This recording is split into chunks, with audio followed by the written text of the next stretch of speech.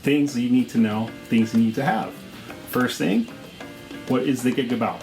Jazz, concert, orchestral, just gotta know what it is. So my suggestion is first ask those questions. Stick bags. So stick bags, I have a big one. I've seen percussion with like briefcases. They'll fill all the drumsticks and other tools and items that they collected throughout the years. And then I have a smaller one that I take to the gigs if I have a small gig. And in the gig, obviously drumsticks, different types, so just in case. And then yarn mallets, hard, soft, medium. Vibraphone mallets for any occasions I have to play on a mallet instrument. One of my favorite drumsticks, it's the swizzle. It's a mallet on one side and a drumstick on the other. Tiffany mallets, soft, staccato ones. So just have a nice variety just in case wherever you go. Hard, soft, like xylophone mallets. These are kind of rubber. This is a really cool mallet. It can go between the bells and the xylophone. And then a brass mallet, just in case I play bells. This is also good for anvil noises. So if you have a metal piece and they're like, I want some metal, use the brass mallet. Brushes are in here, but above all else, make sure you have a pencil. You cannot go anywhere without this pencil. Always have the pencil ready. I have a black towel. I travel with like 2 black towels. Reasons why I can use these black towels on my trap stand. If I don't have a trap stand, I just create one out of a music stand. Just lay it flat and then place this on there, and then that's where I can put all my mallets on there, pencil, triangle beaters, whatever I need. The triangle, I really do believe this is the hardest instrument out there in percussion land. It's a swinging target. This is a Grover triangle. You can get different brands, different sizes, different metal, different sound. I have a triangle bag. It's a Grover triangle bag, and it's a really cool accessory. It has different sizes, so small to large. Here's a clamp. This is Pearl, actually came with this, so you can actually get one of these at the hardware store, and then drill a hole. Try to get somebody to help you with this, or someone can do this for you. Drill 2 holes in it. If there's not already a hole there, you drill a second one here, and then get a fishing line, 2 of them, one for the bigger one, and then another one right in here. Reason why, if this one snaps, it will be caught by the second one. So always good to do 2. And then you can get a little metal clamp or just tie a really good knot there. But this is always good to have. And this is the reason why you can clamp it on the music stand. You get 2 of these, you can hook the second one up here. You can little stand there, you can do a freehand and have 2 hands to play on the triangle right on the sweet spot there. Taking your non-dominant hand, putting the thumb behind and not through the hole. Behind, take the first 2 fingers, your pinky and your ring finger, put it underneath. It's almost like traditional grip. And then on top, just place your other 2 fingers, get a nice comfortable feel of it. And there it is. But playing it high, you can see through, so you can see the conductor, but you can also see your playing spot. So know where you're playing. Take your beater,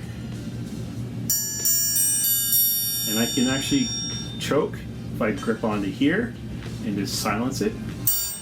Playing spots. I like to play down here on the flat surface. Angles are important. Flat here. Get a different sound. If it's up here, actually it's one single sound. So be careful. You actually might clash with the group if they're in a whole nother key. You might play in the wrong one, and all of a sudden their tuning goes out the window. I like to play at a nice little degree here, 45. Get a splash of color. It's a really good sound. So be careful where you're playing. Rolling, you place it in between here at an angle. Experiment with that sound. Sometimes up here. Trying to do the whole triangle thing. You can do it, but like I said, just be consistent. This is the Black Swamp percussion tambourine. You can get different types of metals on it, and it all depends on what kind of sound you're going for.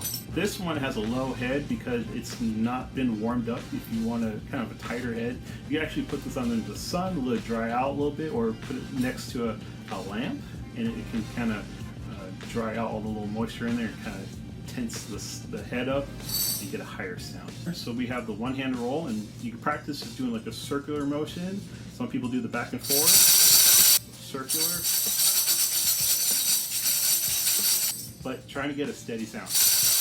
In order to do the one-handed roll, you have to place your left hand, or my left hand is a non-dominant hand, underneath, and then kind of grab here with your thumb across. Now keep it the same grip underneath, thumb here. I like to point towards the middle between these two. I take my dominant hand, make it a little duck face, and play across from where my thumb was, right between the two jingles. And that's my playing spot. I want to play at a nice little 45-degree angle, get a good sound. Resonance. Now, rolling on this one, this is fun, but here's a little trick to it.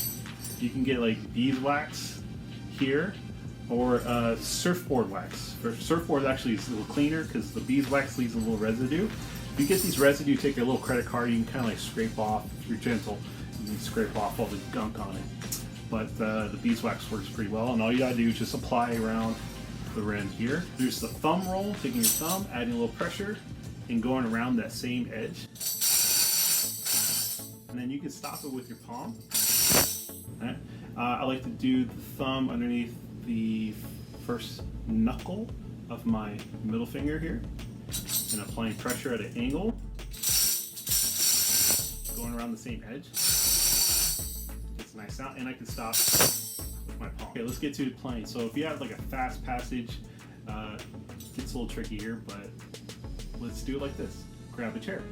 Here I have a chair, and I'm just going to place my knee on top, and then if I have a passage that's pretty quiet, I'm going to lay the drum on my knee, and then play towards the rim with my fingers. If I have a really loud passage, grab underneath, flip the drum over, still focusing on my knee in the middle of the drum, and then fist on my other hand, kind of going at a little angle, and just leaving it there, and just using my other hand doing all the work.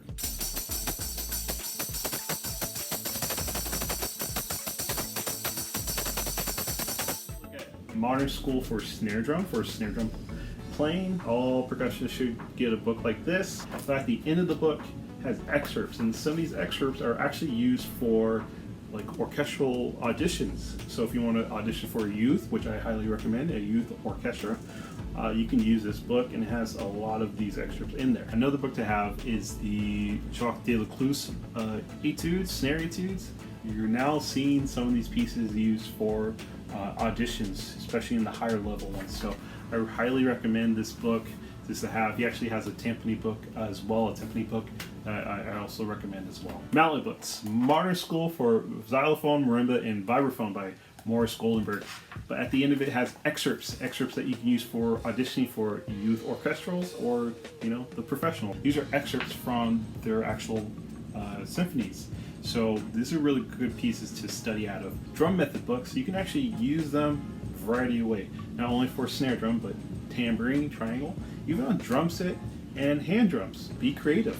That's on you. Be creative. Percussive Art Society is a membership I'm part of.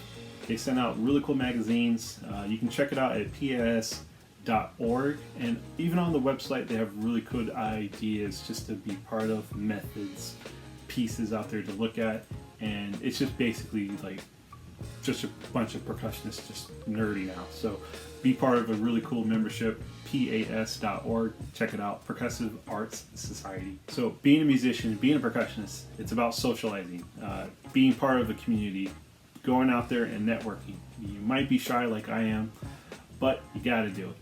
Being active, do your work. People will see you doing hard work. They'll recognize it. But also, you gotta go out there and actually socialize, okay? So be part of this big world. Don't be ashamed of it. Just be you and have a great time.